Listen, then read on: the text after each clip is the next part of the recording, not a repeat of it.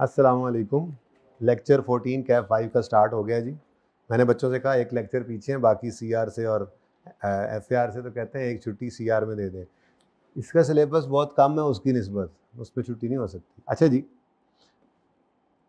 Online recording शुरू हो गई, ऐसी बातें कर रहे हैं हम। हाँ जी, क्वेश्चन नंबर 25 तक कोई क्वेश्चन तो नहीं रहता, ज़रा चेक कर लें एक बार। क्वेश्चन 25 तक कोई क्वेश्चन तो नहीं रहता।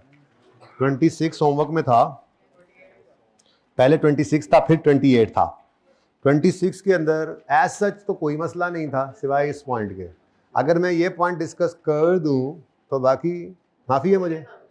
आपको नहीं माफ़ी, हमें माफ़ी है। ये सवाल अब ना कराने लग जाना, है ना, दिल में यही आ रही होगी है? चलो तो फिर ज़रा मुझे पहुंचाओ बिस्मिल्लाह करके वहाँ पे जहाँ पे आप आना चाह रहे हैं। यानी आपकी डिस्ट्रीब्यूशन शीट बन रही होगी जिसमें आप एफओएच एक्सपेंसेस की हेडिंग देकर आगे बेस, फिर टोटल, डिपार्टमेंट कितने हैं, एस ए और एस बी तो नज़र आ रहे हैं। ए बी प्रोडक्शन है, ए सी प्रोडक्शन है, एस ए सर्विस है और एस बी भी सर्विस है। ठीक है जी। अच्छा, अब मैंने बहुत सारे खर्चे आप यहाँ पर लिखे होने हैं जिनमें एक फ्यूल कॉस्ट भी है। ठीक है, इसकी डिस्कशन मैंने करनी है। उसके अलावा बाकी सब स्ट्रेट फॉरवर्ड था। फैक्ट्री रेंट को फ्लोर एरिया की बेस पे आपने एलोकेट किया होगा, फ्यूल कॉस्ट ही करनी है, डेप्रीसिएशन को मशीन आवर्स की बेस पे किया होगा, इलेक्ट्रिसिटी एंड यूटिलिटीज़ को भी फ्लोर एरिया की बेस पे कर दिया होगा। अब रह गया जी बेटा, किसको? इलेक्ट्रिसिटी एंड अदर यूटिलिटीज़ हैं, वो पावर होता तो फिर शक पड़ता। इलेक्ट्रिसिटी एंड अदर यूटिलिटीज़ ये छोटी मोटी बिजली गैस के खर्चे हैं, सफाई सुथराई के, कहाँ से सवाल आया है? ठीक है, तो इसलिए ज़्यादा मुनासिब मुझे तो यही लगा। बाकी सोल्यूशन में क्या था? यही था। तुक्का सही लग गया मेरा, है? अच्छा जी, अच्छा जी, फ्यूल कॉस्ट है, फ्यूल कॉस्ट। दिलावर कितने लेक्चर हो गए? सारे हो गए। ओए मैं उठ के आता लेकिन टाइम कम है, आज थोड़ा लेट हो गया। हाँ, क्लैपिंग करेंगे इंशाल्लाह फिर किसी दिन, जिस दिन अच्छा रिजल्ट आएगा बच्चों का। अच्छा जी, 1800 फ्यूल की कॉस्ट है और the per hour fuel consumption of machine in AC department is 50% more than, 50% ज़्यादा है किससे? ए बी से। अब क्यूएम आप पढ़ चुके हैं, फिर 7वीं 8वीं का भी मैथ पढ़ चुके हैं, इससे ज़्यादा मैथ तो मुझे चाहिए नहीं होती है एमए के लिए। ठीक है, तो आपको ये पता है कि जिसके साथ जोड़ा जाए उसको हम 100 या एक्स अज्यूम कर लेते होते हैं। ठीक है ना।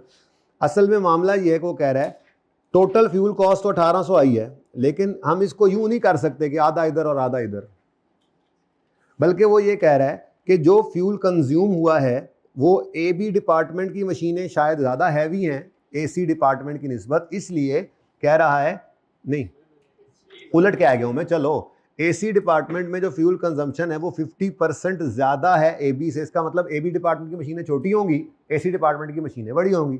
फ्यूल कंजम्पशन ज़्यादा है अगर एसी डिपार्टमेंट में, तो फिर फ्यूल की कॉस्ट भी ज़्यादा एलोकेट होनी चाहिए एसी डिपार्टमेंट को। ठीक है, तो अब फिर एक छोटी सी वर्किंग करेंगे, बाकी सब तो आपका चलता आ रहा था। वर्किंग चलो इसको 1 कह देता हूँ मैं। अब इसमें अज्यूम करें कंजम्पशन पर आर एक्स है, कंजम्पशन पर आर इन कौन सा डिपार्टमेंट लेंगे, किस किस के साथ जुड़ा हुआ है? 50% मोर देन ए बी, तो जिसके साथ वो कह रहे हैं 50% ए बी से ज्यादा है, तो ए बी फिर 100 या एक्स। ठीक है, in A B department is equal to x. ठीक है जी। अब मशीनें तो पर आर क्यों किया है? मशीनों के आर्स गिवन थे।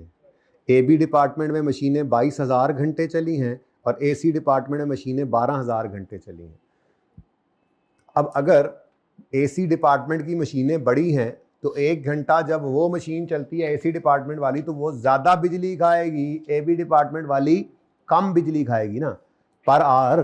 ठीक है, तो आर्स के हिसाब से बांट नहीं सकते थे, इस वजह से सादा होता सवाल। अगर वो ये लाइन ना देता तो हम सिंपली क्या करते, फ्यूल कॉस्ट को, टोटल 34,000 है ना, 1800 डिवाइड बाय 34,000 इंटू 22,000 करते और इंटू 12,000 करते, आवर्स के हिसाब से फ्यूल कॉस्ट बढ़ जाती। पर इस एक जालिम लाइन ने गड़बड़ कर दी। ठीक है, यहां का एक एबी डिपार्टमेंट का 1 घंटा जितनी बिजली मशीन खाती है, एसी डिपार्टमेंट का 1 घंटा नहीं वो खाती, बल्कि 1 घंटे में वो उससे 1.5 गुना बिजली खा जाती है, इसलिए ये काम करना पड़ रहा है। ठीक है, बहरहाल 22,000 घंटे अगर मशीन एबी डिपार्टमेंट में चले तो कितना फ्यूल कंज्यूम करेगी पर आवर? एक्स ऊपर लिखा हुआ है प्लस, और अगर 12,000 घंटे एसी डिपार्टमेंट में मशीन चले तो वो 1.5x खाएगी, और these hours into this consumption plus these hours into this consumption, total cost is equal to 1800। ये है असल कहानी, बस यहां तक ही मसला था, उसके अलावा क्या मसला है, सॉल्व करा दो। ये 2200 मशीन आवर्स हैं, अब मशीन आवर्स को क्या लिखना, ठीक है 12, चलो लिख दो 22,000 मशीन आवर्स। अब जी 22,000 एक्स प्लस 12,000 इंटू 1.5 करो, क्या बनता है जी? 18,000 एक्स इज इक्वल टू 1800। ये बच्चों की तरह सॉल्व करा रहा हूँ अलजेब्रा आपको जी। Total 40,000 x is equal to 1800, तो एक्स है कितना जी? नहीं, अच्छा चलो इसको पूरा लिख लो, फिर 1000 में था डेटा, पूरा लिख लो, ये लो। हाँ जी,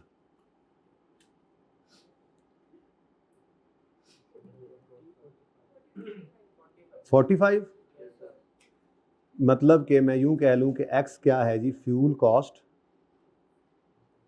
fuel cost per machine hour है ना जी, fuel cost per machine hour in AB department is equal to, आपने बोला 45, तो 45 रुपीज़ पर मशीन आर, लेकिन एबी।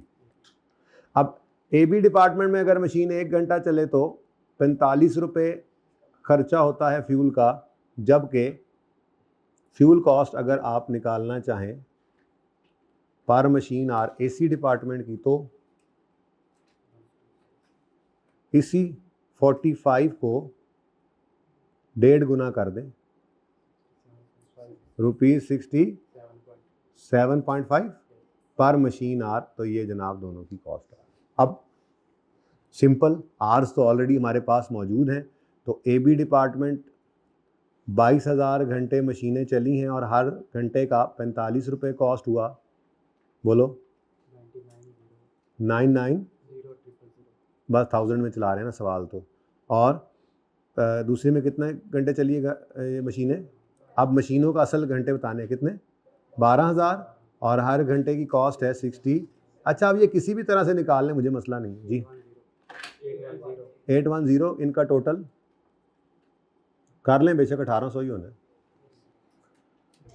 तो ये जनाब बस डिस्कशन लायक चीज़ थी, बाकी तो मेरा नहीं ख्याल सवाल में कोई जान थी जो आपको तंग कर सकता।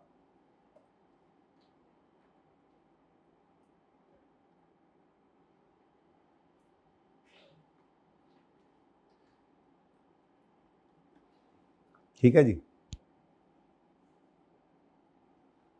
सही हो गया? अच्छा ओके कर दूं, पिक्चर ले लें जिसने ले लें।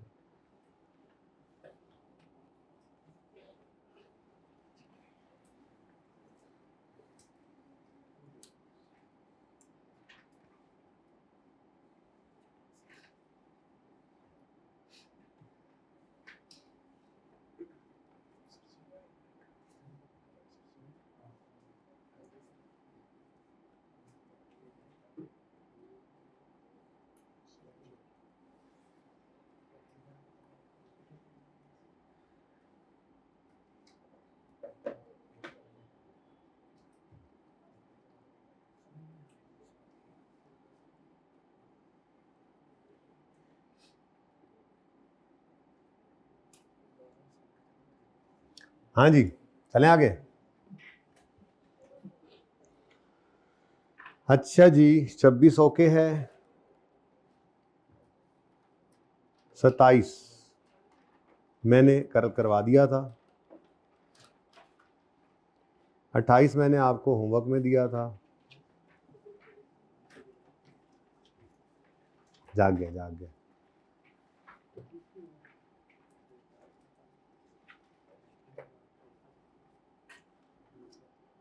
अच्छा, अब उसने क्या कह दिया था, अंडर ओवर, पहले तो अप्लाइड एफओएच की जर्नल एंट्री करो और फिर अंडर ओवर अप्लाइड एफओएच की जर्नल एंट्री करो। ये एंट्रीज कराने की बजाय मैं सारी कहानी डिस्कस कर लेता हूँ, ठीक है। उसमें फिर आपने प्रोडक्ट वाइज एफओएच निकाले, इसमें कोई मसला आया तो मुझे बताएं, नहीं आया ना तो फिर एफओएच की जर्नल एंट्रीज में डिस्कस कर लेता हूँ सारी, उसके बाद फिर ये जर्नल एंट्रीज आप कर लेना, क्योंकि आपको एब्जॉर्ब्ड एफओएच की फिगर का भी पता है, कहोगे तो मैं भी कर दूंगा, ठीक है, और आपको अंडर ओवर एब्जॉर्ब्ड का भी पता है, ठीक है। तो चलो डिस्कशन करते हैं।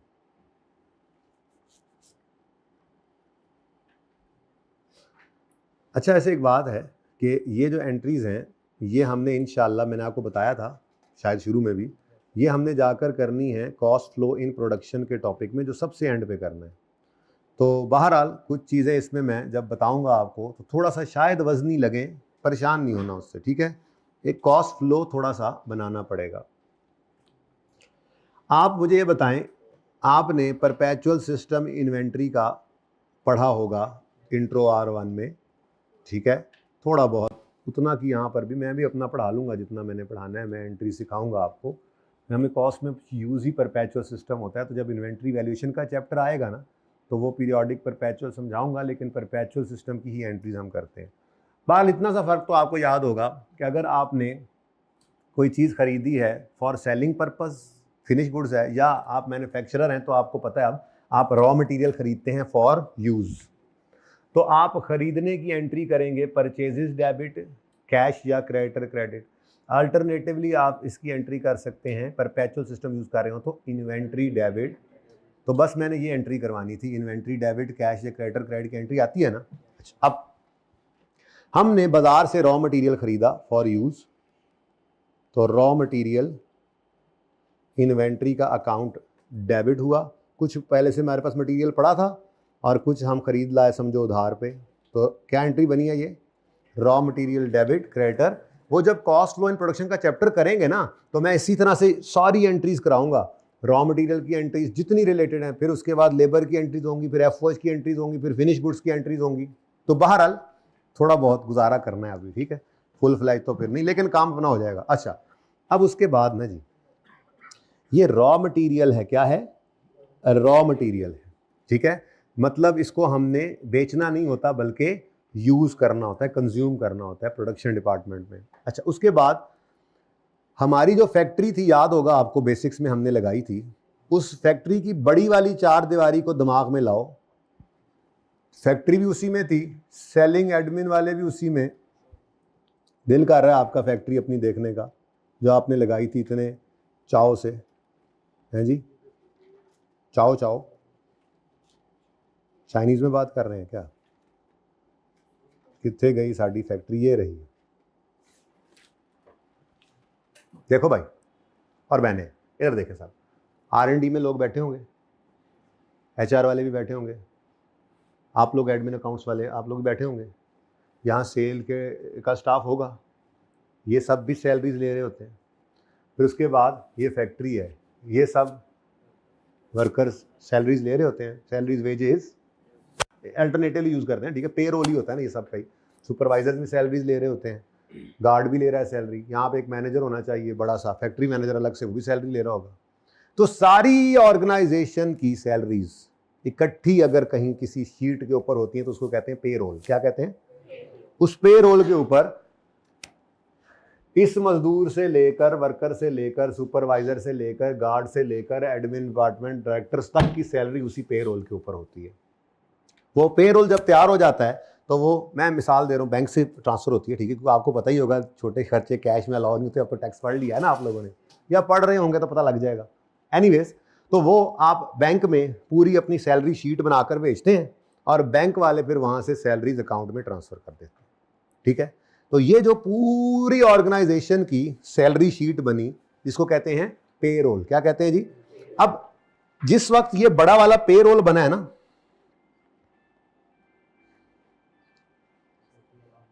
सौती हालात, शबी जुमा पे गए हुए, अज़ान नमाज से पहले कहते हैं नमाज में तवज्जो हटाने वाले आलात को बंद फरमा लें। जो साथ दोस्त खड़े मजाक करते कहते हैं यार थोड़ा नाम अगर सुन लेते सीख लेते कहीं से अच्छा ना होता। वो नाम भी नहीं ले रहे होते हैं। ऐसे ही क्लास में तवज्जो हटाने वाले आलात को बंद फरमा लें। अच्छा जी, ये क्या है? पेरोल। ठीक है, समझिएगा अब इस एंट्री को। पेरोल में हमने कहा जी सबसे पहले तो हमारी फैक्ट्री का पेरोल आ गया। अच्छा, अब फैक्ट्री की एक लिस्ट चल रही है, वहाँ पे जनाब लोग आ रहे हैं ढेर सारे, और ये उनकी यहाँ पर सैलरीज आ रही हैं।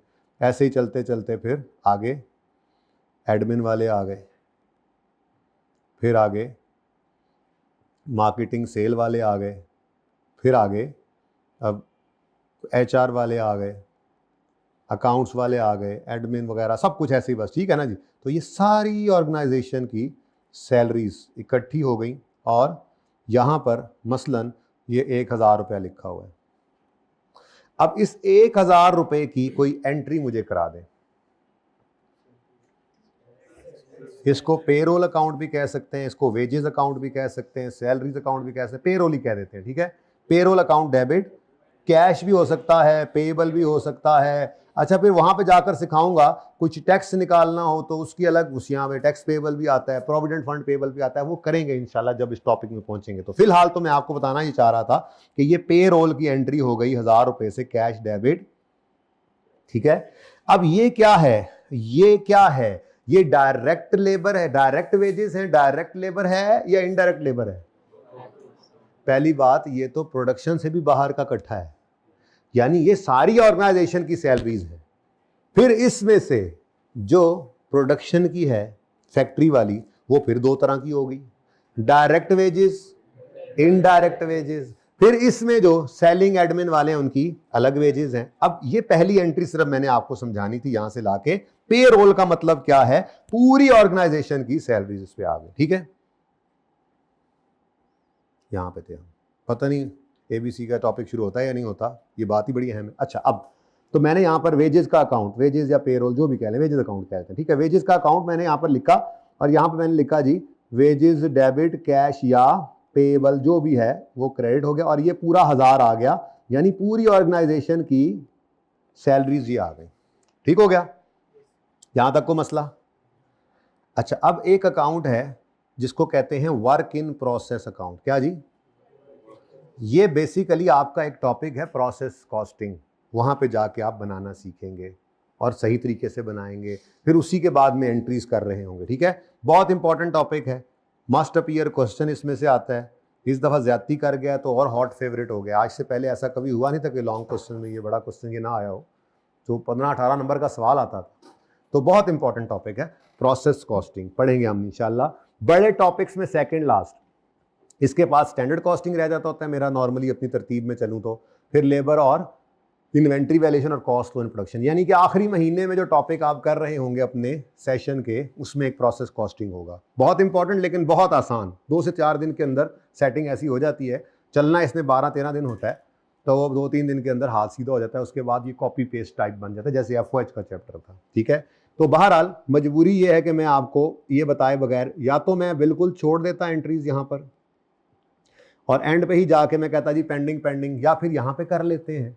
तो जब एंड पे FOH की एंट्रीज आएंगी तो की हुई बात दोबारा आएगी, तो थोड़ी सी आसानी महसूस होगी, 2 बार हो जाएगा। ठीक है, अच्छा, अब वर्क इन प्रोसेस अकाउंट है जो बेसिकली एक्टिवली प्रोडक्ट के ऊपर जो काम हो रहा है वहां पे चल रहा है। इसका मतलब अगर कोई डायरेक्ट लेबर होगी, कोई डायरेक्ट मटेरियल होगा, तो उसकी एंट्री हमेशा हुआ करेगी वर्क इन प्रोसेस में। ये एंट्रीज मेरा इस वक्त मकसद नहीं है, मैंने ये एंट्रीज आपको नहीं करानी, ठीक है ना, लेकिन मैं फिर भी ज़बानी ये एंट्रीज बोल रहा हूँ। ये कॉस्ट एंड प्रोडक्शन के चैप्टर में एंट्रीज करेंगे हम। ठीक है, तो जो डायरेक्ट मटेरियल होता है ना बच्चों, उसकी entry opening work in process, यहाँ पे फैक्ट्री में काम चल रहा है, प्रोडक्शन कॉन्टिन्यूसली जहाँ चल रही थी, ये प्रोसेस कॉस्टिंग वहाँ यूज होती है। ठीक है, तो रॉ मटेरियल स्टोर से निकला, डायरेक्ट मटेरियल जो था और वो कहाँ आ गया, वर्क इन प्रोसेस अकाउंट में, ठीक है। ये क्या आ गया जी, direct material, okay. Raw material inventory से ये एंट्री पड़ी, work in process debit, raw material inventory credit, मतलब डायरेक्ट मटेरियल ये आ गया, कोई मसला। जो इनडायरेक्ट मटेरियल है वो भी इसी रॉ मटेरियल इन्वेंट्री के स्टोर में पड़ा होगा।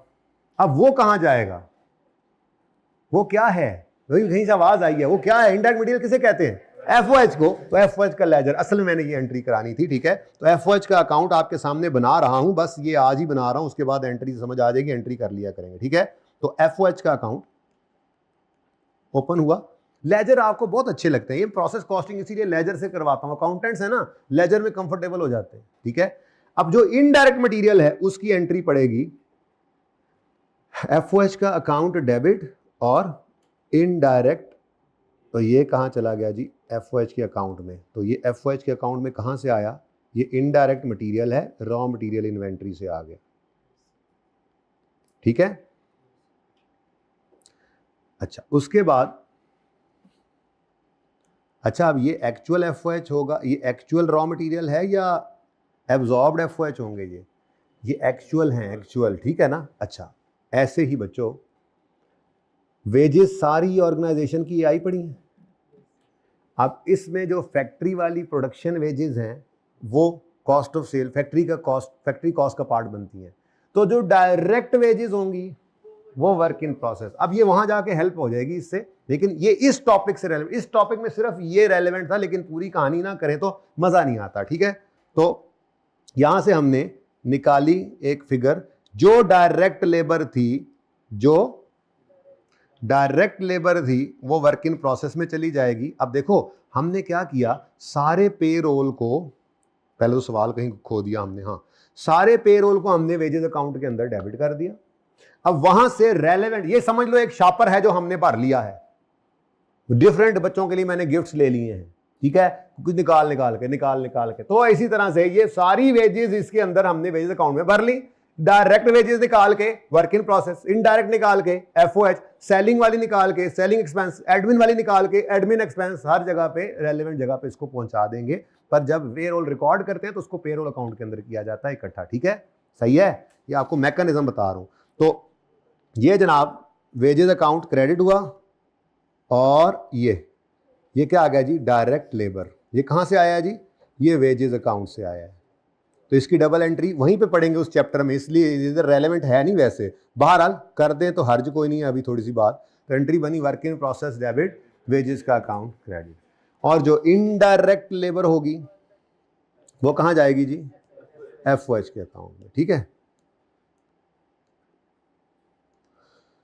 चलो जी, तो ओहो ये मिटाई जा रहा है, मैं लिखी जा रहा हूं, ये मिटाई जा रहा है।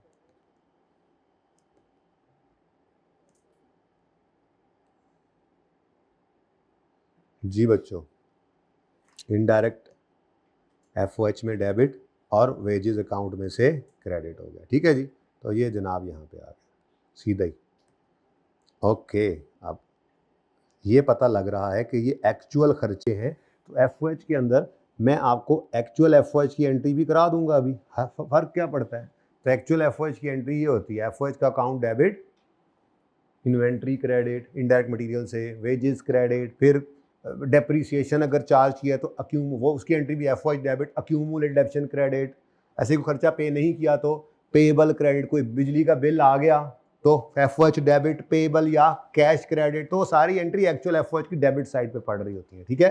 तो यहां पे हमने क्या लिखा जी, इनडायरेक्ट लेबर आई है जी वेजेस अकाउंट से। उसके बाद कुछ और खर्चे होते हैं, जैसे मिसाल के तौर पे बिजली का बिल आ गया, पे कर दिया तो कैश क्रेडिट, नहीं तो पेएबल क्रेडिट, अभी पे करना बाकी है, एक्चुअल खर्चा आ गया तो एंट्री क्या पड़ी, एफओएच डेबिट, कैश या payable credit. FOH debit accumulated, factory की डेप्रिसिएशन वगैरह एफओएच का एक्सपेंस होता है, ठीक है। तो ये सारी की सारी जो एंट्रीज मैंने की हैं ये एक्चुअल एफओएच की एंट्रीज है, ठीक है जी, ओके। ये इन सब में क्या हो रहा है जी, एफओएच का अकाउंट डेबिट हो रहा है और रेलेवेंट अकाउंट्स क्रेडिट हो रहे हैं, ओके। अच्छा जी, अब मैंने अपने मतलब की तो सिर्फ इतनी सी बात की है। उसके बाद दूसरी चीज़ है एब्जॉर्ब्ड एफओएच। ये तो हो गया ना एक्चुअल, वैसे ये एंड पे निकलते हैं। दूसरी चीज़ क्या थी? वैसे असल में हमारे लिए तो पहली चीज़ क्या थी? Absorbed FOH. दूसरी चीज़ क्या थी? Actual FOH. और तीसरी चीज़ क्या थी? दोनों का डिफरेंस अंडर ओवर एब्जॉर्ब। ठीक है ना? तो बहरहाल मैं जरा चला इस तरफ से तो चलता ही गया। खैर, एब्जॉर्ब्ड एफओएच की एंट्री सिखानी थी। अब प्रोडक्ट की कॉस्ट के अंदर कौन कौन सी 3 कॉस्ट शामिल होती हैं? डायरेक्ट मटेरियल, डायरेक्ट लेबर, पहुंच चुके वर्क इन प्रोसेस में। तीसरी चीज क्या है? एफओएच। लेकिन हमेशा हम प्रोडक्ट की कॉस्ट के अंदर कौन से एफओएच डालते हैं? जब प्रोडक्शन हो रही होती है कॉन्टिन्यूसली, एब्जॉर्ब्ड एफओएच। तो फिर एब्जॉर्ब्ड एफओएच की जर्नल एंट्री होगी work in process account debit, work in process account debit, FOH का अकाउंट क्रेडिट। ये है जनाब एब्जॉर्ब्ड एफओएच। क्या है जी? तो एफओएच एब्जॉर्ब्ड। एक एंट्री सिर्फ सिखानी थी और घंटा हो गया शोर मचाई जा रहा हूं मैं। ये जनाब आपको एंट्री मैंने सिखानी थी नंबर 1। क्या है जी एंट्री? बोलो एंट्री क्या है? Work in process account debit, FOH का account credit. Work in process का अकाउंट डेबिट। और ये कौन से एफओएच हैं जी? एब्जॉर्ब्ड वाले। ठीक है, तो ये हमारी जनाब एंट्री नंबर 1, एफओएच की पहली एंट्री। इससे पहले एफओएच की कोई एंट्री नहीं थी। फिर नंबर 2 एंट्री है जी एक्चुअल एफओएच की। ठीक है जी, एक्चुअल एफओएच की एंट्री क्या होती नजर आ रही है? जरा देखो, यहां से होगी एक्चुअल एफओएच की एंट्री। ये एफओएच का अकाउंट डेबिट और relevant accounts credit, wages, raw material, cash, payable, accumulated option. ठीक है, एक्चुअल एफओएच की एंट्री आ गई। और तीसरी एंट्री क्या है? अंडर ओवर एब्जॉर्ब की। अब वो कैसे निकलेगी? बहुत आसान है। मसलन मैं कहता हूं कि मेरे एब्जॉर्ब्ड एफओएच जो हैं वो आए लेट से 170 और मेरे एक्चुअल एफओएच लेट से आए 150। तो एब्जॉर्ब्ड ज्यादा हैं एक्चुअल से, तो ये ओवर एब्जॉर्ब्ड है। लेकिन हम ऐसे नहीं सोचेंगे। वहां पे जाके भी लेजर नहीं बनाना होगा तो मैं कहूंगा छोटी सी वर्किंग कर लो, लेजरी सी बना लो। क्योंकि ये आपको मैंने याद करा दिया कि एफओएच में डेबिट साइड पे क्या है, एक्चुअल, क्रेडिट साइड पे क्या है। क्योंकि एफओएच एब्जॉर्ब की entry work in process debit, FOH account. ठीक है ना? अब जब ये दोनों ऐसे लिख लेंगे छोटी सी वर्किंग में, तो अंडर ओवर निकाल कर एंट्री कर लेंगे। गलती नहीं है, क्योंकि सोच ही नहीं रहे होंगे, बगैर सोचे होगा काम। कैसे? अंडर ओवर को कॉस्ट ऑफ सेल में नॉर्मली फेंकते हैं, अनलेस कि वो पीएनएल में खुद कह दे। तो नॉर्मली वो चुप होगा, कॉस्ट ऑफ सेल में फेंकेंगे। चुप नहीं होगा तब भी कॉस्ट ऑफ सेल में। अंडर है तो बढ़ा लो, ओवर है तो कम कर लो। यही सोचा था ना? अब जरा चेक करते हैं। मसलन मेरी ये मिसाल है, इसमें क्या हो रहा है? ओवर एब्जॉर्ब हो गए। तो फिर बैलेंसिंग फिगर किस तरफ आ रही है? डेबिट साइड पे। इसको कॉस्ट ऑफ सेल में फेंक दो। अब इसकी एंट्री देखो क्या बनी, कॉस्ट ऑफ सेल कर, हाँ, एफओएच डेबिट और cost of sale credit. Cost of sale is an expense, credit मतलब कम हो रहा है। तो ओवर था तो ओवर हो नीचे किया उसको, कम किया उसको। और अगर यही उलट हो जाए, मसलन मेरे 170 के एफओएच क्या हैं? एब्जॉर्ब। और एक्चुअल में पता लगा जी 180 है, तो बैलेंसिंग फिगर किधर चली गई फिर? अब चेक करो जरा,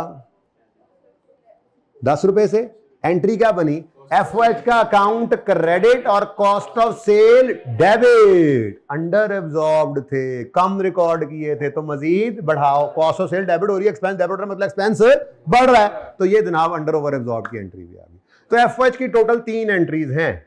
बाकी इंशाल्लाह उसी टॉपिक में, वैसे आहिस्ता आहिस्ता टॉपिक्स में साथ साथ पढ़ते जाएंगे ना। जैसे आप वर्क इन प्रोसेस कॉस्टिंग में जाएंगे तो वर्क इन प्रोसेस अकाउंट की सारी एंट्रीज आपको मैं पढ़ा दूंगा।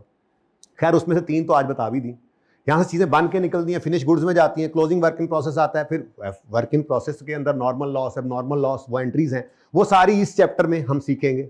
ठीक है, ऐसे इन्वेंट्री वैल्यूएशन का चैप्टर है, वो रॉ मटेरियल इन्वेंट्री की एंट्रीज उसमें सीखेंगे। लेबर का चैप्टर है, लेबर की एंट्रीज वहां भी सीखेंगे, जैसे एफओएच के चैप्टर की एंट्रीज में एफओएच में सिखा रहा हूं आपको। फिर इसीलिए मैं कह रहा था आपको कि वो जो कॉस्ट फ्लो इन प्रोडक्शन का टॉपिक है वो कुछ नहीं है, वो तो बस इकट्ठा कर दिया सब। ठीक है ना? तो नीनो आ रही है जी, वो नहीं चांद गुगलू, उठ के बैठो, मैं लोरी सुना रहा हूं, गला बैठ गया मेरा। अच्छा जी बेटा, क्या ये क्या कहते हैं यार ये लड़के? तुमने मुझे बताना है यार फ्रेंड। नहीं समझ आएगी? ऐसी भी बात नहीं यार, कोई शायद समझ आ ही जाए अट्टा सट्टा लगा के। अच्छा जी, अब ये तीसरी एंट्री आ गई। तो ये 3 एंट्रीज हैं। अब मैं जरा आपको वहीं पर लाता हूं शुरू में, जहां से सफर शुरू नहीं किया था। तो एफओएच की जर्नल एंट्रीज भी मैं उसी तरतीब से आपको सिखाता हूं। क्या मतलब? मैं पहले आपको पीरियड के स्टार्ट में लाऊंगा, फिर मैं आपको ड्यूरिंग द पीरियड लाऊंगा, फिर मैं आपको पीरियड के एंड पे लाऊंगा, और वो जो कहानी हमने शुरू में शुरू की थी अल्हम्दुलिल्लाह हम उसको अच्छे से एंड कर जाएंगे। ठीक है? At the start of a period, start of the period क्या करते थे जी? हम OAR निकालते थे। Budgeted FOH, budgeted base use करके OAR निकालते थे। तो OAR निकालने की जर्नल एंट्री बता दो। OAR निकालने की जर्नल एंट्री बता दो भाईजान। OAR निकालने की क्या जर्नल एंट्री होगी? कुछ तो क्वायर है, थोड़ा सा कॉन्फिडेंस लाएं अपने। गलत बोल देंगे क्या हो जाएगा? OAR निकालने की क्या जर्नल एंट्री होगी? कैलकुलेशन थी, OAR निकाल के बजट्स को डस्टबिन बुर्द किया था और OAR को संभाल के रख लिया था। क्योंकि जब ड्यूरिंग द पीरियड प्रोडक्शन करनी है हमने, तो स्टार्ट में खड़े होकर एक एस्टीमेट लगा लिया था, फिर जैसे जैसे प्रोडक्शन करते हैं एफओएच की कॉस्ट को उस प्रोडक्ट की कॉस्ट में ऐड करते जाते हैं जी। सही है? अच्छा, उसके बाद जनाब during a period,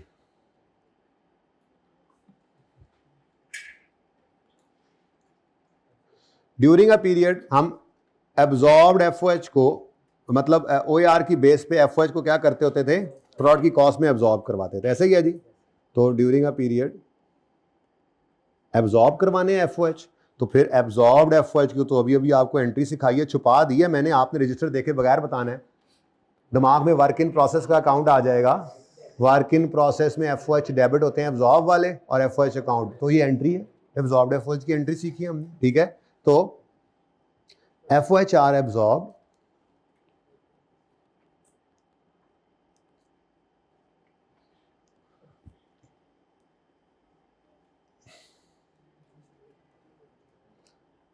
in product using OAR।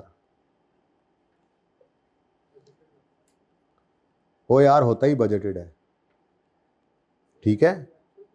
Actual OAR निकाला ही नहीं था, इसीलिए हमने एक्चुअल तो उसने सिर्फ कॉस्ट एलोकेट करवाई थी। गौर से देखो जरा, कल वाला सवाल शाइन ग्लो में एक्चुअल कॉस्ट एलोकेट करवा दी थी, और OAR उसने खुद दिया हुआ था, और वो जो OAR दिया हुआ था वो उसने बजट्स की बेस पे निकाला होगा।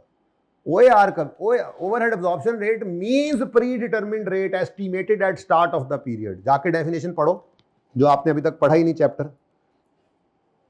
आज सारा चैप्टर भी होमवर्क में जाना है, कल ही चला जाना चाहिए था, लेकिन चलो खैर है, कोई बात नहीं, खैर है, इट्स नेवर टू लेट। कल से क्यों छुट्टी है? हद हो गई यार, अब बड़ी ईद तक कोई छुट्टी नहीं है। ओके, इंशाल्लाह। अच्छा जी, अब यहाँ पे आपने सबसे पहली एंट्री मैंने कहा यहाँ पे करनी है। ठीक है? तो एफओएच एब्जॉर्ब की एंट्री मैं कर देता हूँ जी आपको। नंबर 1 एंट्री क्या है जी? एफओएच एब्जॉर्ब करवाने की एंट्री। वो एंट्री आपने क्या की है जी अभी अभी? जी बोलें। एफओएच वर्क इन प्रोसेस का अकाउंट डेबिट और एफओएच का अकाउंट क्रेडिट। कोई ऐसे अज्यूम कर लेते हैं फिगर, लेट्स से 42, 142। ठीक है जी? उसके बाद पीरियड एंड आएगा। पीरियड एंड पे एक्चुअल एफओएच की एंट्री करते हैं। तो अब हम आ जाएंगे पहले जनाब at the end of a period. तो पीरियड के एंड पे हमने क्या करना है जी?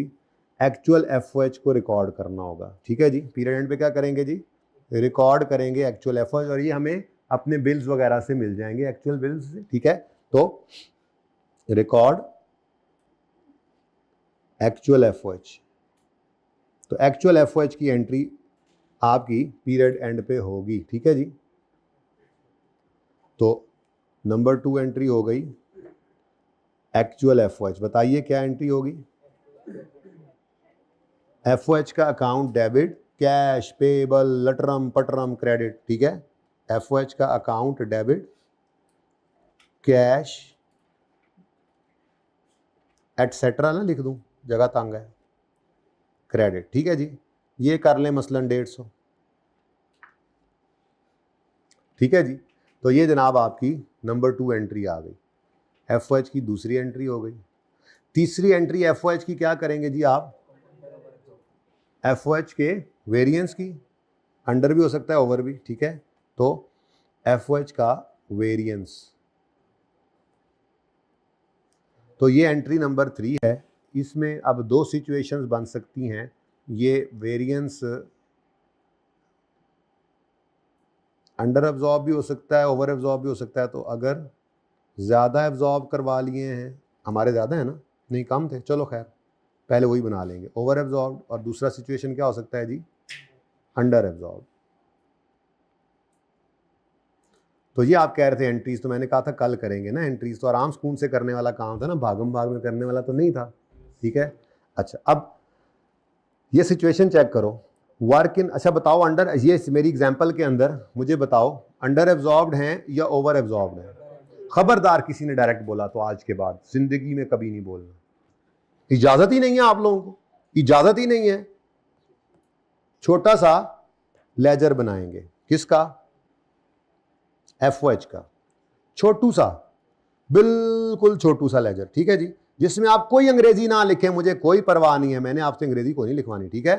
तो आपने FOH के वेरिएंस की एंट्री करनी है यहाँ पे, बल्कि इधर ही करते हैं तीसरे नंबर पे, ठीक है जी। FOH के वेरिएंस की एंट्री कर रहा हूं मैं।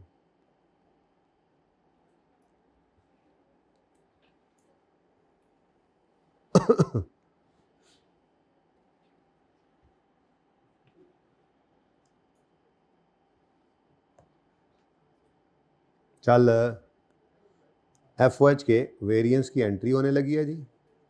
और मसलन पहले मैं बात करता हूं जी, ओवर एब्जॉर्ब्ड आ गया, ठीक है। ओवर एब्जॉर्ब का के ये, बल्कि लेजर बनाते हैं, छोटू सा लेजर बनेगा। आप बनाएं, लेजर बना के डिसाइड करें, जल्दी करें जल्दी करें जल्दी करें, शाबाश।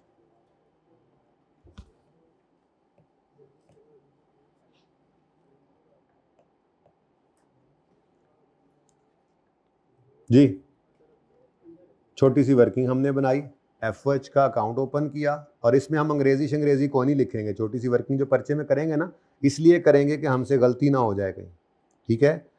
FOH का अकाउंट बन गया। अब मेरी इस एग्जांपल के तहत work in process debit FOH credit कितने से, 142 से। कोई लिखना चाहे तो लिख ले, मुझे तो उससे कोई फर्क नहीं पड़ता, वैसे ना भी लिखें, ना ही लिखें तो अच्छा है, वैसे मैं आपके लिए लिख देता हूँ, ना लिखें तो अच्छा है। वर्किंग जो है अपनी छोटी सी, हमने तो ब्रैकेट में प्लस माइनस करके भी हम निकाल सकते हैं, हमसे कोई रिक्वायर थोड़ी किया गया लेजर।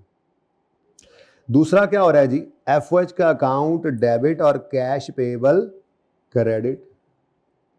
अब कैश एटसेट्रा आ गया। अब देखो एब्जॉर्ब्ड FOH हैं 142, एक्चुअल आ गए 150, तो एब्जॉर्ब कम हुए, अंडर एब्जॉर्ब है तो बढ़ाना पड़ेगा कॉस्ट ऑफ सेल, खर्चा रिकॉर्ड। अब ये सोचकर गलती करने से बेहतर है, और सिर्फ यही दो चीज़ें थोड़ा ही होंगी, और भी मुख्तलिफ चीज़ें आ रही हुआ करेंगी, तो लेजर से हेल्प मिलेगी, ठीक है। बैलेंसिंग फिगर आ रही है, अब इसको कहाँ फेंक दो। अच्छा, अब देखो ये क्या है, ओवर एब्जॉर्ब्ड या अंडर एब्जॉर्ब्ड, तो मैंने अंडर एब्जॉर्ब्ड की एंट्री की, बताओ आपने की, बल्कि क्या एंट्री बनती है, हाँ FOH का लेजर देखो ना, वो क्रेडिट हो रहा है और कॉस्ट ऑफ सेल उसके अगेंस्ट डेबिट हो रही है, तो हमारी एंट्री बनी FOH का account, sorry cost of sale का अकाउंट डेबिट और FOH का अकाउंट क्रेडिट, ठीक है जी। तो ये जनाब 8 रुपए की एंट्री हो गई, ये एंट्री आ गई अंडर एब्जॉर्ब। और अगर मसलन सिचुएशन को बदल लेते हैं, सिचुएशन को बदल लेते हैं, हमारे एब्जॉर्ब्ड FOH तो थे 140, लेकिन हमारे एक्चुअल FOH आए जी 142 के, और एक्चुअल आगे 140 के। अब एग्जाम्पल डायरेक्ट नहीं करना, एग्जाम्पल जो है उसका लेजर बनाओ, इन डेटा का लेजर बना लो, छोटा सा लेजर बनना है और बगैर किसी आपने एंट्री के करना है, यानी कि बगैर कुछ लिखे करना है। तो मैं आपके लिए लिख रहा हूँ ना, पहला दिन है इसलिए मैंने कहा चलो लिख दूँ। तो FOH का अकाउंट बना। अब देखो work in process debit FOH credit, ये एब्जॉर्ब्ड आ गए, फिर FOH debit cash payable etcetera credit. अब एब्जॉर्ब्ड ज़्यादा है, एक्चुअल कम है, तो ये ओवर एब्जॉर्ब्ड है, कम करना है। लॉजिकली भी सोच रहे हैं, लेकिन पर्चे के लिए आसान हल भी निकाल लिए कि गलती के चांसेस ना रहें जी। 2 कॉस्ट ऑफ सेल। अब ये देखो जी, एंट्री बन गई, ये किसकी एंट्री बनी है जी? हमारी अंडर एब्जॉर्ब की, ओ सॉरी ओवर एब्जॉर्ब की, ठीक है जी, ओवर एब्जॉर्ब। तो ओवर एब्जॉर्ब की एंट्री क्या बनी जी? ओवर जो हो गए, एक्सपेंस ज्यादा जो रिकॉर्ड हो गया, सही करने के लिए कम करना है, तो expense cost of sale credit कर देंगे। तो एफओएच डेबिट, एफओएच का अकाउंट डेबिट और कॉस्ट ऑफ सेल्स क्रेडिट 2 रुपए से, ठीक है जी। तो ये जनाब हमारी टोटल 3 अदद एंट्रीज हैं। पहली एंट्री एब्जॉर्ब कराने की एफओएच, दूसरी एंट्री एक्चुअल एफओएच को रिकॉर्ड करने की, और तीसरी एंट्री हमारी वेरिएंस की, ठीक है जी। ये जनाब तीसरी एंट्री। अब वेरिएंस की एंट्री 2 तरह हो सकती है, अंडर एब्जॉर्ब की भी, और तो एफओएच एब्जॉर्ब करवाया पहली एंट्री, एक्चुअल एफओएच रिकॉर्ड किया दूसरी एंट्री, एफओएच का वेरिएंस तीसरी एंट्री। अब इसमें आपका अंडर ओवर दोनों मामला हो सकता है, ठीक है। अब आप अपने सवाल की एंट्रीज मेरे ख्याल में कर सकते हैं, ठीक है। लेकिन इंपॉर्टेंट थिंग इज सवाल की रिक्वायरमेंट को देखें आप जाके, उसने क्या कहा था, कौन कौन सी एंट्रीज कर दो?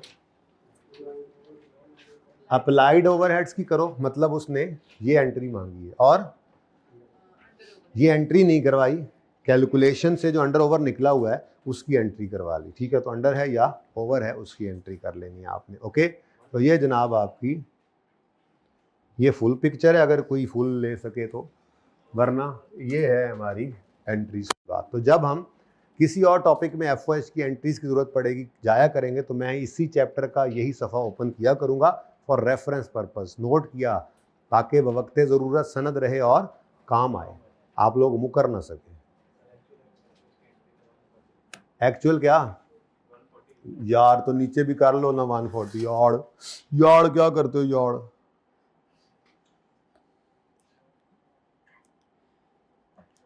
मेरी गलतियां निकालने के लिए अल्लाह ने तुम्हें भेजा है, चलो अच्छा है, अच्छी बात है जी। स्टूडेंट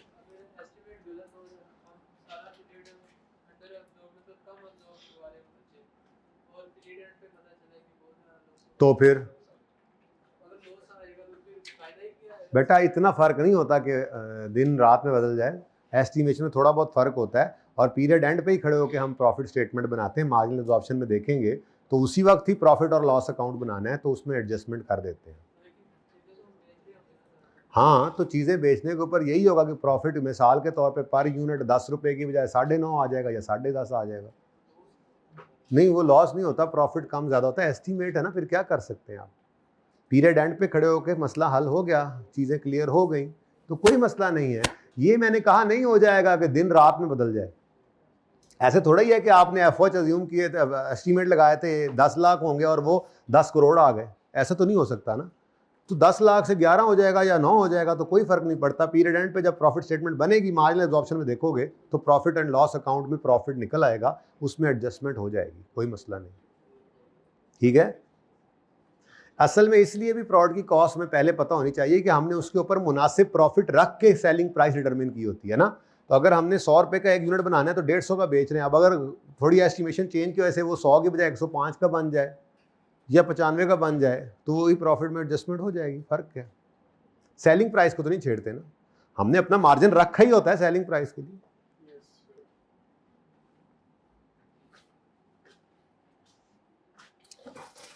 हाय मेरे सोने अरबा,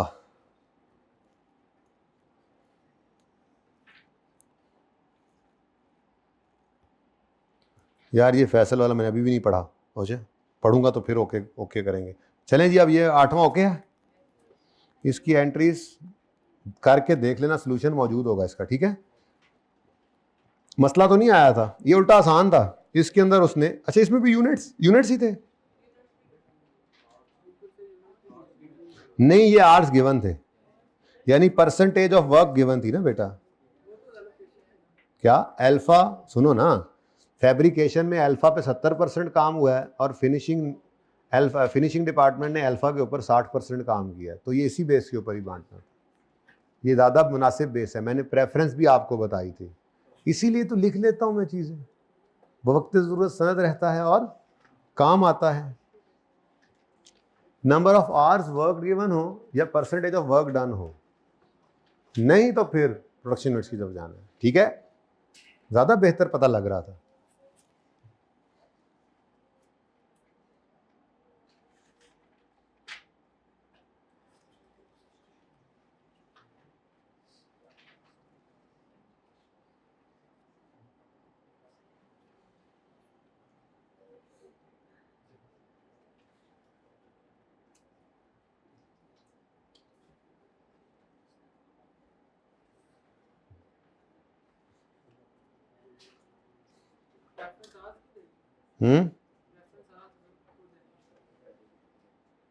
क्या कह रहे हो? आवर्स या वर्क डन को ज़्यादा मुनासिब बेस है ना।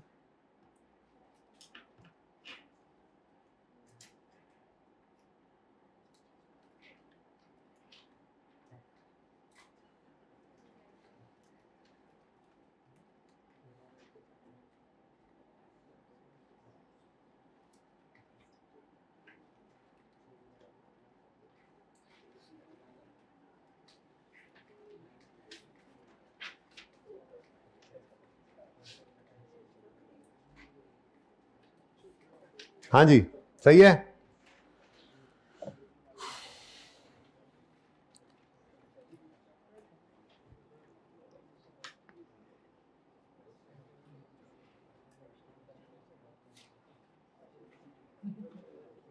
यार ये ना प्रोसेस, वर्क इन प्रोसेस आ रहा है सवाल में, इसलिए अभी इसको क्या कर दें, पेंडिंग कर दें, फिर देखते हैं किसी वक्त या तो मैं खुद करा दूंगा या यूनिट्स देख लूंगा। इसको मैं देख लेता हूँ, ठीक है। अब इसको छोड़ें, बाकी इस चैप्टर का आपने कड़ाका निकाल दिया। अब ऐसे ही हमने हर चैप्टर का ना जूस निकालना होता है, ठीक है ना। हाँ, तो अब ये जितने भी नोट्स हैं इनको आपने पढ़ लेना है। अब इसको भी पढ़िएगा, कुछ भी पेंडिंग नहीं छोड़ना, ताकि कुछ पता लगे भी कोई चीज़ रह गई है तो।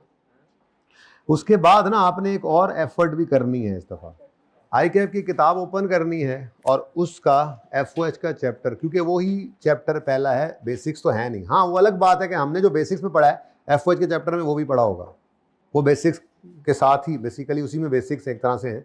तो मैं इसीलिए FOH के चैप्टर पहले कराता हूँ, लेकिन बेसिक्स मैंने करवाई हुई है। तो आपने FOH के चैप्टर को तसल्ली से देखना है। क्वेश्चन भी उसमें देखोगे तो वही होंगे जो हमने ऑलरेडी कर लिए हैं। हाँ, उसमें आपको शायद ये नज़र आएगा कि उन्होंने कैटेगरीज बना दी थी सवालों की, ठीक है। को सिंगल डिपार्टमेंट सिंगल रेट, को पता नहीं मल्टीपल डिपार्टमेंट सिंगल रेट, पता नहीं, वो इस तरह से हमें कोई ज़रूरत नहीं पड़ी, हमने सारे सवाल कर लिए, आंसर सही होना चाहिए, ठीक है। लेकिन उनके नोट्स को लाजमी पढ़िएगा, और कोई चीज़ अगर उसमें ऐसी हो जो हमसे रह गई हो, मैं दावा नहीं कर रहा, मैं बेसिकली आप लोगों को के ज़िम्मे असाइनमेंट लगा रहा हूँ। हो सकता है बतकाज़ा बशरियत कोई चीज़ रह गई हो, तो उसको आपने आइडेंटिफाई कर देना ताकि हम वो भी कर लें। उम्मीद बड़ी है कि नहीं रही होगी, ठीक है। क्या यकीन ना रखना ना मुझ पे, मेरी हेल्प करना। आपका ये यकीन होता है ना, वो मुझ पे बोझ डाल देता है। अभी आप देख लोगे तो ज़्यादा अच्छा है, मुझे तसल्ली है कि चलो मिलजुल के कर लिया हमने। इंशाल्लाह नहीं होगा, मुझे उम्मीद है। क्विकली देख लेना, गो थ्रू कर लेना, तो इंशाल्लाह कौन कौन गो थ्रू करेगा। चले माशाल्लाह, इन्होंने कर लिया तो फिर सुकून है, ज़िंदगी मेरी से। लेकिन पहले इन नोट्स को पढ़ लेना एक बार, ठीक है।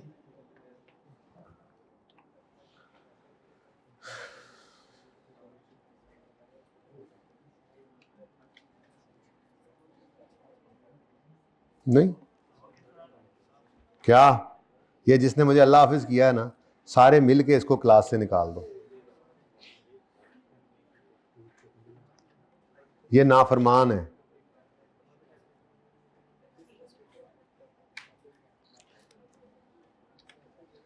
जब तक मैं क्लास में मौजूद हूं तब तक ओके कहने वाले बेशरम कितने हैं। अभी तो यार टाइम पड़ा है, क्या हो गया। मैंने कहा था जल्दी क्लास छोड़ देनी, आज 3:30 छुट्टी दे दूंगा इंशाल्लाह। तो जल्दी है, लेट क्लास शुरू हुई। बात ये हो रही थी जी, मैन्युफैक्चरिंग बिजनेस में दो तरह की कॉस्ट होती हैं, डायरेक्ट कॉस्ट और इनडायरेक्ट कॉस्ट। डायरेक्ट कॉस्ट तो स्पेसिफिक टू द प्रोडक्ट होती हैं, और नॉर्मली ये डायरेक्ट मटेरियल डायरेक्ट लेबर है। लेकिन जो इनडायरेक्ट कॉस्ट होती हैं ये कॉमन एक्सपेंसेस होते हैं जिनको एलोकेट करने की ज़रूरत पड़ती है, प्रोडक्ट की कॉस्ट में एब्जॉर्ब कराने की इनको ज़रूरत पड़ा करती है। ठीक है जी, तो इनको एब्जॉर्ब करवाने के लिए हम जिस मेथड को यूज़ करते हैं वो कहलाता है एब्जॉर्प्शन कॉस्टिंग मेथड। ठीक है जी, ओके। अब एब्जॉर्प्शन कॉस्टिंग मेथड के अंदर तीन तरह के, इस सिस्टम में तीन तरह के सिस्टम्स थे। एक था सिंगल रेट सिस्टम, पढ़ लिया। दूसरा था डिपार्टमेंटल रेट सिस्टम, पढ़ लिया। तीसरा है एक्टिविटी बेस्ड रेट सिस्टम। ठीक है जी, सिंगल रेट सिस्टम में हम क्या किया करते थे, हम सारे बिजनेस के एफओएच को पकड़ते थे, उन सब का एक ही ओआर निकालते थे, plant wide rate, blanket rate. ठीक है, और उस सिंगल बेस को यूज करके सिंगल ओआर निकाल लेते थे और उस सिंगल ओआर की बेस पे प्रोडक्ट की कॉस्ट में ओवरहेड्स को एब्जॉर्ब करवाते थे। थोड़ी जिद्दत आई तो हम डिपार्टमेंटल रेट सिस्टम में आ गए। डिपार्टमेंटल रेट सिस्टम में हमने एफओएच एक्सपेंसेस को पहले डिपार्टमेंट वाइज एलोकेशन की, उनकी department A, department B, production, fabrication, finishing, what लटरम पटरम, तो डिपार्टमेंट वाइज एफओएच को पहले बांटा डिपार्टमेंट वाइज। फिर हर डिपार्टमेंट का हमने ओआर निकाला उसकी कोई मुनासिब बेस पर, जैसे मशीन आर, लेबर आर। ठीक है, तो हर डिपार्टमेंट का अपना ओआर निकल आया और फिर वो डिपार्टमेंट वाइज ओआर यूज करके एफओएच को प्रोडक्ट में एब्जॉर्ब करवा दिया। ठीक है, एक ही प्रोडक्ट होती थी, मल्टीपल डिपार्टमेंट से होकर आती थी, तो भी हम क्या करते थे, वो डिफरेंट ओआर से इकट्ठा करके एफओएच एब्जॉर्ब करवाते थे। एक दो सवाल मैंने दिखाए भी थे ऐसे। ठीक है, हाँ, अगर प्रोडक्ट वाइज डिफरेंट प्रोडक्ट्स हैं तब भी डिपार्टमेंट वाइज करके फिर हम उसको क्या कर लेते होते हैं, प्रोडक्ट वाइज। ठीक है, अब हम जिस मेथड की तरफ जा रहे हैं वो सबसे जदीद तरीका है एफओएच को एब्जॉर्ब करवाने का। वो मेथड ये कहता है कि यार सिंगल तो बिल्कुल ही साइड पे करो ना, सिंगल तो बिल्कुल ही नामुनासिब है कि सारी ऑर्गेनाइजेशन के एफओएच को इकट्ठा करके सारी ऑर्गेनाइजेशन का एक ही रेट निकाल लो, डिफरेंट तरह के एफओएच। ठीक है, लेकिन डिपार्टमेंटल को भी छोड़ो, बल्कि कॉस्ट पूल्स बनाओ। क्या करो, कॉस्ट पूल्स किसे कहते हैं कि जो बड़ी बड़ी एक्टिविटीज हो रही हैं, मसलन मेंटेनेंस डिपार्टमेंट एक कॉस्ट पूल है। ठीक है, पहले एफओएच को क्या कर रहे थे, उनमें एलोकेट कर रहे थे, अभी वो ये कह रहे हैं कि नहीं, मेंटेनेंस का अपना कॉस्ट पूल बनाओ।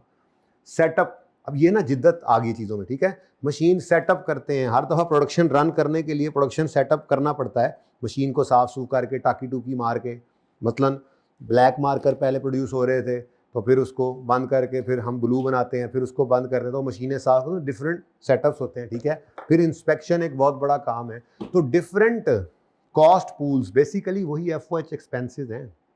ठीक है, लेकिन उनको क्या कर लेते हैं, डिफरेंट कॉस्ट पूल्स को इकट्ठा कर लेते हैं और हर कॉस्ट पूल का ओआर निकालते हैं।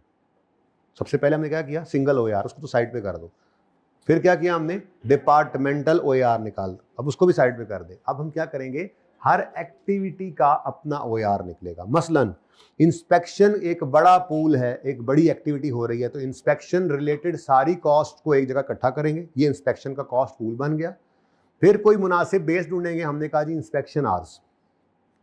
ठीक है, तो उस कॉस्ट पूल, टोटल कॉस्ट जो निकली वही एफओएच, उसको डिवाइड करेंगे। मिलता जुलता ही है डिपार्टमेंटलाइजेशन से, लेकिन वहां पर डिपार्टमेंट वाइज था, यहाँ पे एक्टिविटी वाइज। ठीक है, तो हमने क्या किया जी, इंस्पेक्शन की सारी कॉस्ट को डिवाइड किया इंस्पेक्शन आर से, तो हमारे पास ओआर निकल आया इंस्पेक्शन का, वो ओआर है इतने रुपए पर इंस्पेक्शन आर। अब इसके बाद डिपार्टमेंट नहीं है, अब डायरेक्ट प्रोडक्ट के अंदर चले जाओ। हमने तीन तरह की प्रोडक्ट्स बनाई, product A, product B, product C. Product A के ऊपर इंस्पेक्शन आधा घंटा होती है, प्रोडक्ट बी की 1.5 घंटे में इंस्पेक्शन होती है, प्रोडक्ट सी की 3 घंटे में होती है।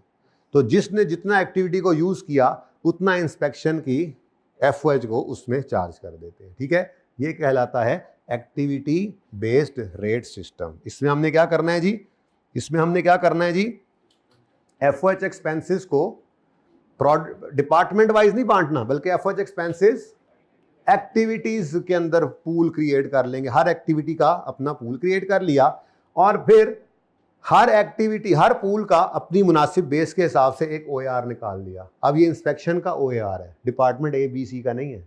ये सेटअप का OAR है, number of setups, her setup के ऊपर इतनी कॉस्ट, तो जितने सेटअप जिस प्रोडक्ट के ज़्यादा लगेंगे उतनी उसको कॉस्ट चार्ज हो जाएगी।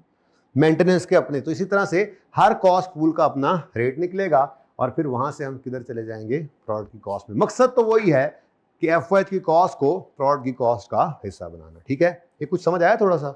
अभी बेहतर हो जाएगा, टेबल बनाते हैं, सवाल तो कल ही होगा इंशाल्लाह, आज इसका टेबल बना लेते हैं। ठीक है, तो सवाल तुम्हारे जहन में आ रहा है? क्यों नहीं आ रहा यार, कब आएगा?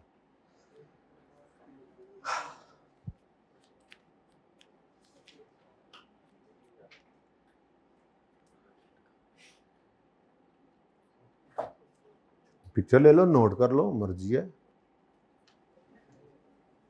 वैसे पिक्चर ले लो तो नोट कर जाए। तो मैंने ज़रा पूरी ज़रा समरी सी बन गई ना ऐसे, क्योंकि यही है एब्जॉर्प्शन कॉस्टिंग सिस्टम बस, जिसमें 3 सिंगल, डिपार्टमेंटल और एक्टिविटी बेस। तो थोड़ी समरी सी बन जाती है ज़रा, है जी।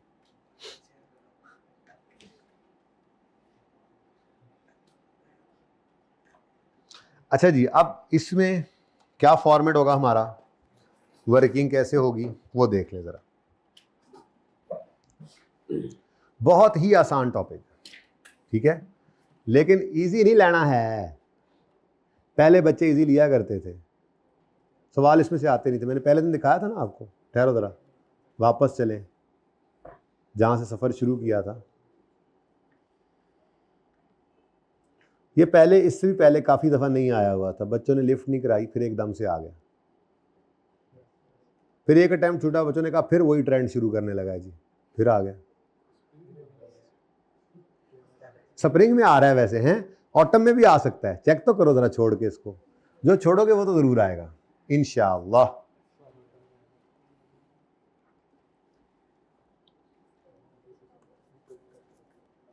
चलो आ जाओ ज़रा, टेबल बनाते हैं। अच्छा जी, सबसे पहले हम कॉस्ट पूल्स या तो बनाएंगे या हमें बने बनाए दे देगा। तो कभी कभी कॉस्ट पूल्स बनाने पड़ जाते हैं। कॉस्ट पूल्स क्या हैं? अरे यार, जिनको आप FOH एक्सपेंसेस कहते थे वही है, बस FOH एक्सपेंसेस। अब एक्सपेंस वाइज नहीं, वो बस ऐसे वो मतलब उसकी एक्टिविटी वाइज आ रहा होगा, यानी कि इंस्पेक्शन कॉस्ट्स या तो इकट्ठी करके दे देगा पूल बना के, या डिफरेंट चीज़ों को इकट्ठा करके हमें बनाना भी पड़ सकता है, कभी ऐसा भी हो सकता है मुश्किल सवाल में। ठीक है, अच्छा जी, कॉस्ट पूल के बाद दूसरी चीज़ होती है कॉस्ट ड्राइवर्स। क्या जी? ड्राइवर, ड्राइवर आ गए। कॉस्ट ड्राइवर्स क्या होते हैं? वो, हाँ बिल्कुल, जिसको आप पहले बेस कहा करते थे, ये बेस ही कॉस्ट ड्राइवर्स है। ठीक है, उसके बाद यहां पे आपने, ठहरो, अगले इस स्टेप में आपने एक्टिविटी वाइज OAR निकालना है। एक्टिविटी वाइज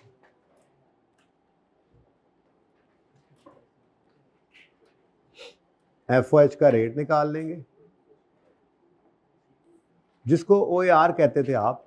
फिर जो रेट होगा उसको आपने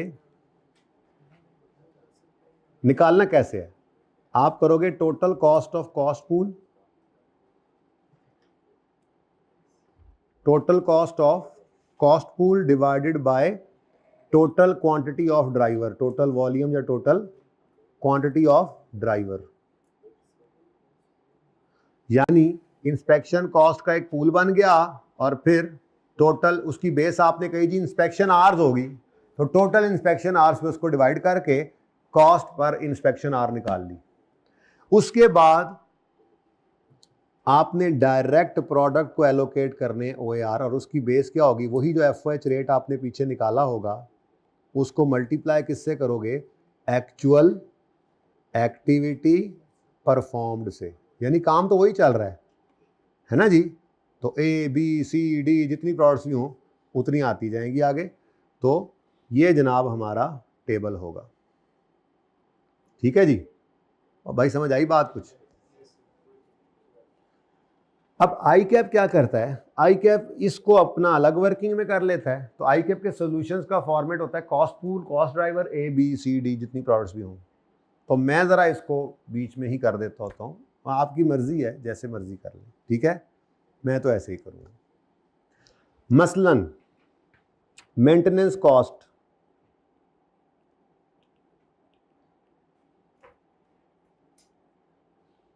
एक कॉस्ट पूल है, इसकी जो बेस मुनासिब मुझे लग रही है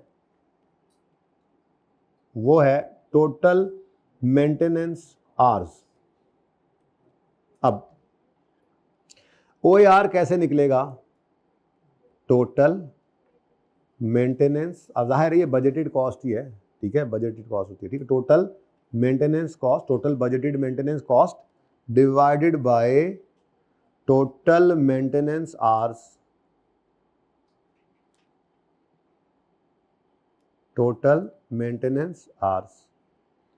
तो मसलन मैं कहता हूँ जी 80,000 मेरी कॉस्ट है मेंटेनेंस की टोटल, इस कॉस्ट पूल की, और 10,000 मेंटेनेंस आवर्स हैं।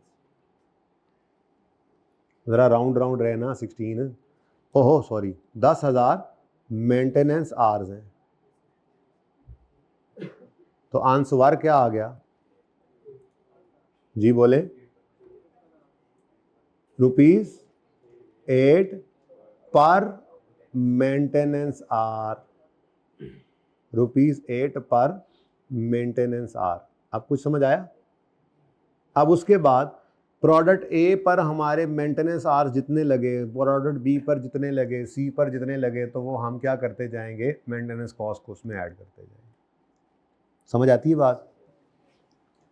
मसलन ऐसे ही एक बेस है इंस्पेक्शन आवर्स, पूल है, पूल सॉरी बेस कह रहा हूँ, पूल है इंस्पेक्शन कॉस्ट, ये भी एक बड़ा पूल है। ऐसे बहुत सारे हो सकते हैं।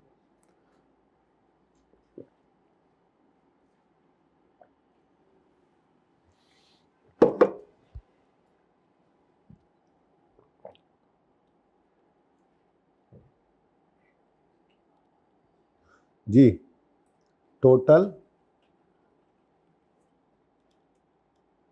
इंस्पेक्शन आवर्स, ठीक है जी। तो टोटल इंस्पेक्शन कॉस्ट हमने पकड़ ली, उसको डिवाइड कर दिया जब हमने टोटल इंस्पेक्शन आवर्स के साथ। तो मसलन 60,000 रुपये मेरी टोटल इंस्पेक्शन कॉस्ट थी और 12,000 घंटे इंस्पेक्शन के टोटल बजट किए हुए हैं, ठीक है जी। तो कॉस्ट आ गई ₹5 पर इंस्पेक्शन आवर, ठीक है जी। अब जितने इंस्पेक्शन आवर्स प्रोडक्ट ए की प्रोडक्शन पे आए, जितने बी पे आए, उतने उनको चार्ज कर दें। मसलन एक और कॉस्ट मैंने लफ्ज़ बोला था, चलो पैकिंग कॉस्ट कर ले, setup cost with packing cost. इसके लिए मुनासिब बेस है टोटल पैकिंग आवर्स। मसलन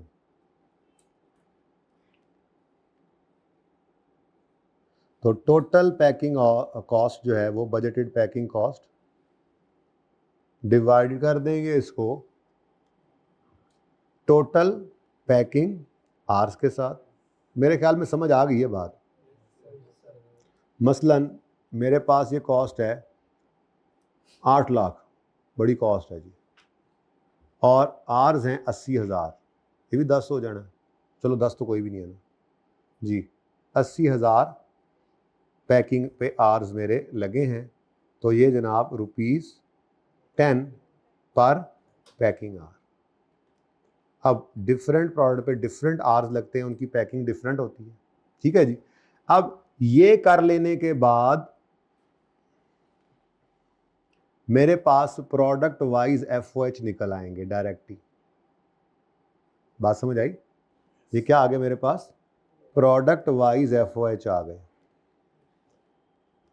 अच्छा एक बात ज़हन में रखना, इस तरह की कॉस्ट पूल और उसकी मुनासिब बेस करके इस तरह से FOH निकल आएँ, और मसलन बाकी कोई कॉस्ट ऐसी रह जाती है जिस पे इस तरह की कॉस्ट, जैसे मिसाल के तौर पे रेंट आ जाता है, तो रेंट के लिए अभी भी बेस वही पुरानी फ्लोर एरिया लग सकती है, लेकिन फिर डेटा उस हिसाब से देगा कि आप डायरेक्ट प्रोडक्ट के अंदर जा सके, ठीक है ना।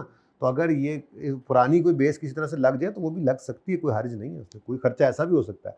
तो प्रोडक्ट वाइज एफओएच आ जाएंगे, मसलन मिसाल के तौर में कहता हूँ 1500 ए के आ गए और ऐसे ही 800 बी के आ गए। अब टोटल प्रोडक्शन यूनिट्स मसलन मैं कहता हूँ, अब ये ना टोटल प्रोडक्शन यूनिट्स देंगे क्योंकि ऊपर जो है ना ये टोटल प्रोडक्शन, ये प्रोडक्ट वाइज,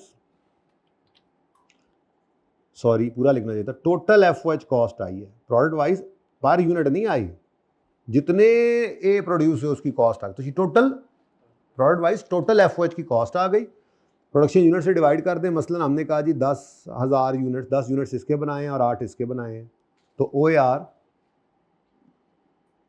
पर यूनिट कितना आ गया, कॉस्ट पर यूनिट कितनी आ गई, आए वहीं पे ही हैं हम, पर यूनिट कॉस्ट पे आ गए हम, जी बोलो, ये 150 आ गया और ये 100 आ गया। तो ज़्यादा परेशान ना हो, पहले बताया नहीं, इसी तरह का एक फॉर्मेट ये बना हुआ है। ओ अब तो सर हम नोट कर गए, यहाँ पे मेंटेनेंस कॉस्ट है, इंस्पेक्शन है और चलो तीसरी सेटअप कॉस्ट है, ठीक है। तो ये जनाब हमारा फॉर्मेट होगा ABC वाला सवाल करने का है। रैंक हो गया तुम्हारे साथ?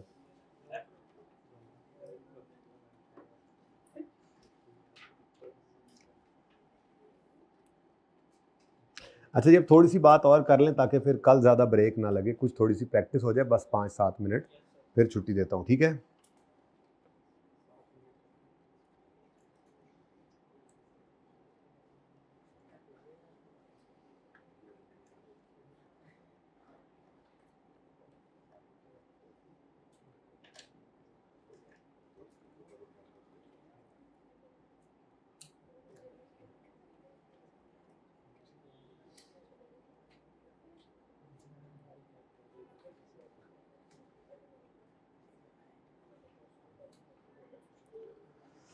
अच्छा जी, अब कुछ चीज़ें ऐसी हैं जो आपको ज़रा तंग करेंगी, चलो थोड़ी सी उसकी प्रैक्टिस कर लेते हैं। एक एग्जांपल बनाता हूँ, बस फिर कल से नोट्स कॉपी होके आ गए, वैसे आपको मिल गए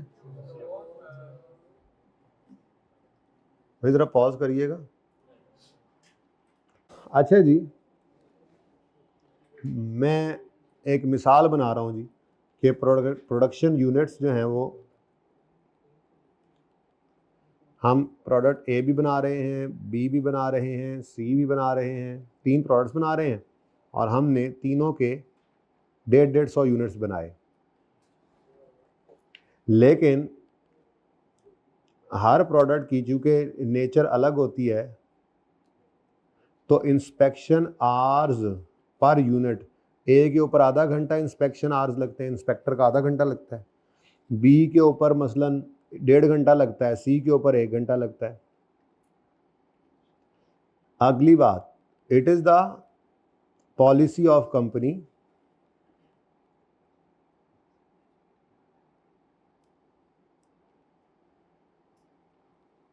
मुझे क्यों ऐसे लग रहा है कि आपको होमवर्क में भी सवाल दिए जा सकते हैं, इतना आसान काम है। It is the policy of company to inspect 15% of units produced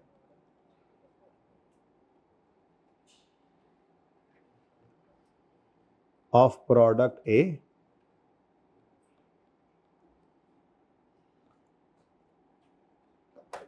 while A and B कर लो, while 10% ऑफ प्रोडक्ट सी कर लो। यानी सारी प्रोडक्ट्स जो हैं वो इंस्पेक्ट भी नहीं करते, ठीक है। मेरी रिक्वायरमेंट है आपसे, मुझे इंस्पेक्टेड यूनिट्स निकाल दो और इंस्पेक्शन आवर्स निकाल दो, जल्दी करो।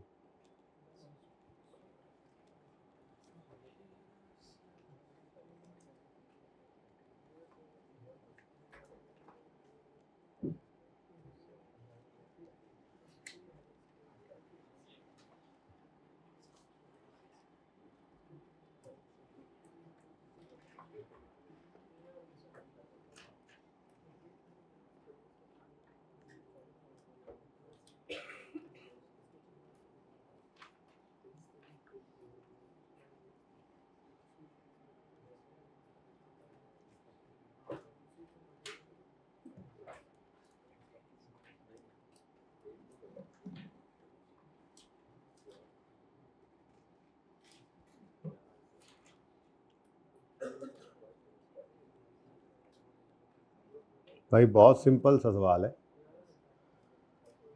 इंस्पेक्टेड यूनिट्स ए के, तो कहता है जी आपने 15% ए के इंस्पेक्ट करने हैं, कितने बने? 23 कर लें, 22.5 यूनिट्स कैसे इंस्पेक्ट करेंगे?